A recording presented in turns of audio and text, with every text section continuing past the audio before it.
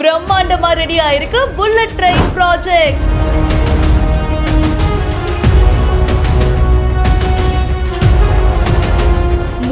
Kilometre தொலைவுக்கு வேற லெவல்ல இருக்கே.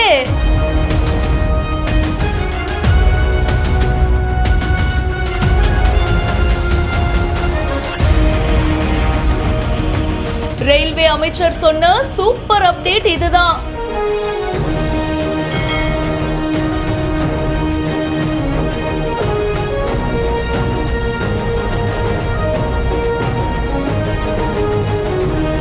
மும்பை அகமதாபாத் இடையே 300 கிலோமீட்டர் தொலைவுக்கு புல்லட் ரயில் இணைப்பு பாலம் பணிகள் இப்போ நிறைவடைஞ்சிருக்கு அப்படின்னு சொல்லிட்டு ரயில்வே அமைச்சர் அஸ்வினி வைஷ்ணவ் தெரிவிச்சிருக்காரு. நாட்டுடைய முதல் புல்லட் ரயில் திட்டத்தை தேசிய அதிவேக ரயில் கார்ப்பரேஷன் நிறுவனம் செயல்படுத்திட்டு வருது. இந்த திட்டத்தை PM நரேந்திர மோடி அவர்கள் ஜப்பான் PM இருந்த சின்சோ அபே ஆகியோர் கடந்த 2017ஆம் ஆண்டு தொடங்கி வச்சாங்க. அண்ட் இப்போ பாத்தீங்கன்னா ரயில்வே அமைச்சர் அஸ்வினி வைஷ்ணவ் அவர்கள் எக்ஸ் தளத்துல வீடியோவோட ஒரு பதிவை வெளியிட்டிருக்காரு. புல்லட் ரயில் இணைப்பு பால பணிகள் 300 கிலோமீட்டர் தூரத்துக்கு நிறைவடைந்திருக்கு அப்படின்னு தெரிவிச்சிருக்காரு. இந்த வேலைகள்லாம் இரவு பகல் பார்க்காம கடுமையா உழைச்சு பண்ணி இருக்காங்க. இந்த வீடியோ பார்க்கும் போதே செம்ம பிரம்மாண்டமா இருக்குங்க.